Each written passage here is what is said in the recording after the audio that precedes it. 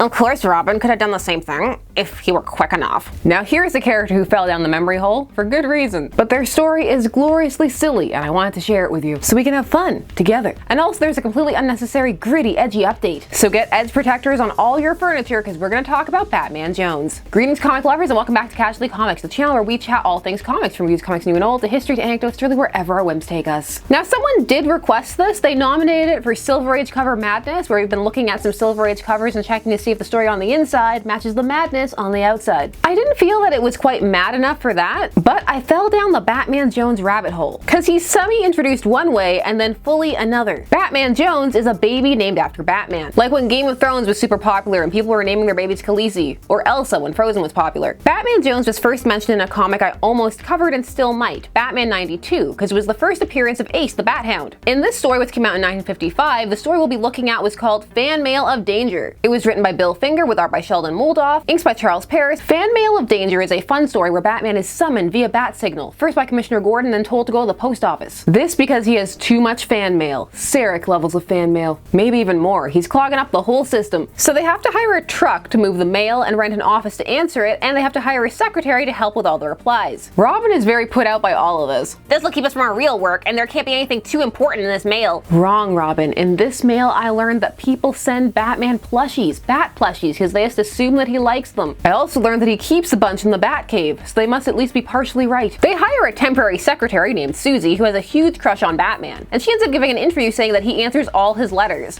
Look at her eyes, she's gone mad. She does this because she knows it will cause a lot more people to write in, which means maybe she can go from being a temporary secretary to a permanent secretary, then she can be with Batman forever. No, she's not the villain of this story. That's some gangsters who are trying to figure out Batman's identity by getting him to reply to a letter, and then they want to compare the handwriting to the 4 people who are assumed to be Batman, of whom Bruce Wayne is one. It's in the midst of all of this when Susie casually reads this letter. Listen to this. Mr. Jones informs you he's calling his newborn son Batman Jones. That poor boy. How does Batman deal with this mail? By mass answering all of it via plain sky writing. He writes a generic thanks for writing in kind of message. Okay, but they showed a panel where people were writing in from France and the Middle East. Where's their sky plane message? This idea of Batman Jones, the boy named after Batman, would be revisited in Batman 108. This from the year 1957. In the story, The Career of Batman Jones. And this one has the same creative team. Just so excited to revisit this idea. Idea's so nice, they used it twice. This outing expands upon the first concept and completely ditches the whole Batman finding out about this via fan mail. That's done. This story is the cover story, and is a pretty out there cover. The pure joy on Batman Jones's face as he bikes toward the crime scene on his bat bike. It looks like that old lady's laughing at him. Batman, look! Batman Jones is answering the bat signal too! This story is the last in the issue and has a teaser page featuring a giant clown.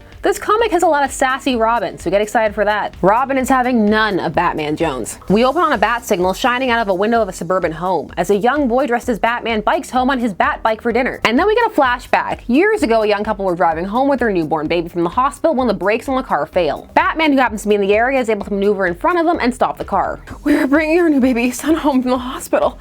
How can I thank you? I know. We'll name him after you. Batman even goes home with the couple and helps them set up the crib, only he calls it a bat coop. He also stays for some press interviews with the baby. Hold it, Batman, thanks. That bat coop is a great idea. This child is lucky he has parents and that Silver Age Batman doesn't kill, because otherwise he'd be going home with Batman. I remember that Superman's girlfriend Lois Lane story where she married Batman, they had a kid who was called Batman Jr. He's ready. Is this where Batman felt the first surges of needing to adopt children? Did he just want to build a bat coop? Get in the bat coop, Robin! But I'm 12! Get in the bat coop.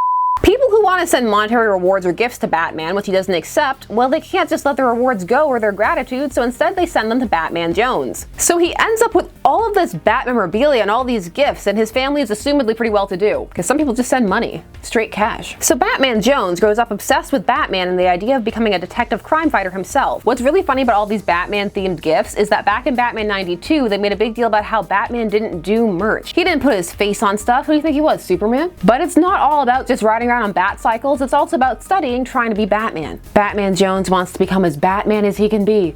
Little does he know that in order to accomplish that, his parents need to have a little accident. One night after the real bat signal goes up, Batman Jones heads over to respond. Batman Jones, but you're too young for this sort of thing. Is he? I mean, yes he is, but how much younger is he than Robin? Because Robin's right there. Batman Jones would really throw that in Batman's face, but he doesn't. He says that if they don't take him along to investigate the statue theft, he's just gonna go anyway. So they bring him, but when they get to the mansion, Batman sends Jones out to play. I love that the cop is all, who's this kid? And just ignores Robin entirely. Robin's got seniority. One kid per crime scene. This one boy has a Jughead crown. Were those popular? What were they called? Anyways, Batman Jones uses his kid connections to find the stolen statue by initiating a game of hide and seek. This because boys know the best hiding spots, so naturally one of them tries to hide where the statue ends up being hidden. Bonus points for Batman coating his costume in aluminum to make it silver. Any excuse to change the color of his costume. Did you hear that, kid? Glad to give us a hand? His Batman costume and bike have gone to his head. Do you want a bat bike, Robin? So they decide to teach Batman Jones a lesson. They bring him to the Batcave and do a series of tests meant to demoralize him. They want to show him he's not ready to be Batman. They do this by presenting him with a bunch of scenarios and asking him how he would react and then to demonstrate. It's here they sick the giant clown robot on him, but he's able to stop it. In fact, he does so in the same manner Batman did. And he even throws some shade at Robin in the process. Of course, Robin could have done the same thing if he were quick enough. Batman Jones passes all the tests with ease, so Batman brings out the big guns,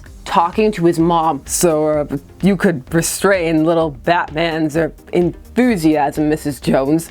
I will. I'll forbid him to ever leave the house again in his Batman disguise. Ah, the method guaranteed to ensure the most rebellion. Excellent. He actually obeys better than anticipated, but he sees a suspicious photo in the paper advertising a hobby show and decides to check it out. But he wears the costume underneath his clothes. Sneaky, sneaky. While he's there, he partakes in the show and finds himself particularly drawn to the stamp section. Bruce and Dick are there as well because there's something sus about this hobby show. It's this giant drill. It's real and it's smuggled in by crooks because this show is being held next to the bank, so they were just gonna drill into the bank next door. Somehow all of the Caped Crusaders were able to figure this out just by looking at the photo advertising the event. I guess they were just wondering what hobby giant drill was attached to. Doesn't matter. Batman Jones camps out till after hours. Batman and Robin return and they take down the crooks. Robin is disheartened. He feels that this is going to give Batman Jones a swell head, as he puts it. However, when they go and visit him, they're in for a surprise. Why, where are all your Batman props and your detective equipment? Oh, I cleaned out that stuff. I'm interested in stamps now. When your secret vigilante lifestyle isn't as impressive as stamps. Of all the hobbies, stamps. I mean, his Batman stuff was more than a hobby. It was an obsession, but okay. There's an interesting idea here, like he was just inundated with Batman stuff since he was born, that he never really looked into anything else and found after trying out different things that he wasn't that into it. Or you could go with him being embarrassed being called Batman, just wanting a normal name in life, and not wanting to be associated with Gotham's premier vigilante. Maybe he was starting to rebel against the idea of being associated with Batman at all. Is this his supervillain origin story? I just want to collect stamps, mother. But you want me to be Batman? So that's it for Batman Jones until post-Crisis. Post-Crisis on Infinite Earths,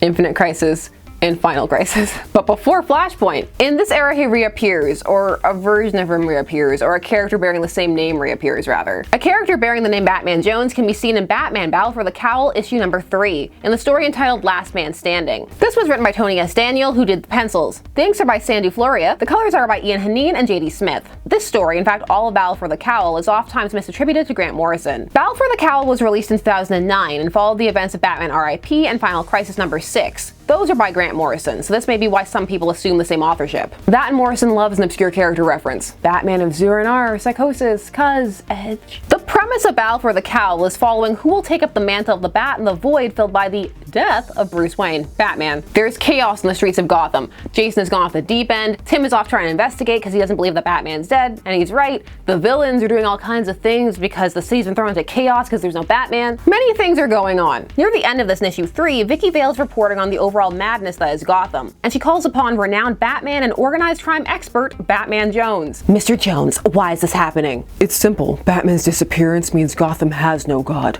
No one to answer to. You just compared Batman to God. Isn't it clear that Batman isn't just a man? He's fear. He's consequence. He's retribution.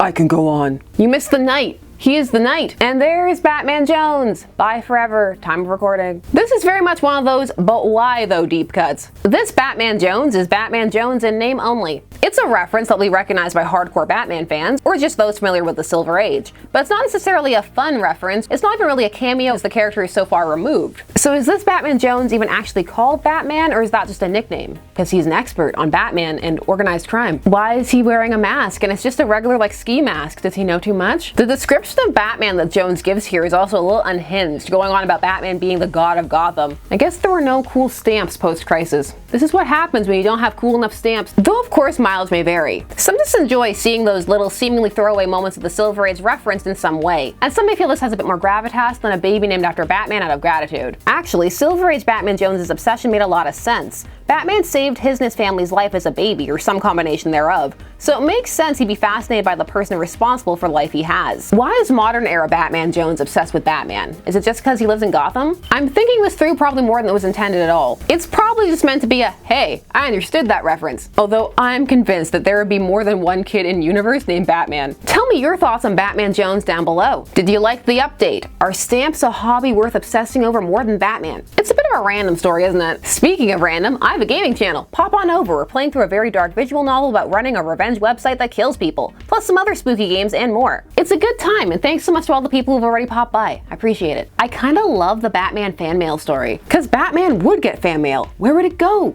Who would answer it? Susie, her time is now. I don't think Silver Age Susie ever got over Batman. Tell me things down below. While you're down there, please do all the YouTube things. Like, share, comment, subscribe, and hit the bell notification so that you never miss a vid. Thanks so much for taking some time out of your day to spend discussing comics with me. I always appreciate it, and I will see you again soon. Bye-bye.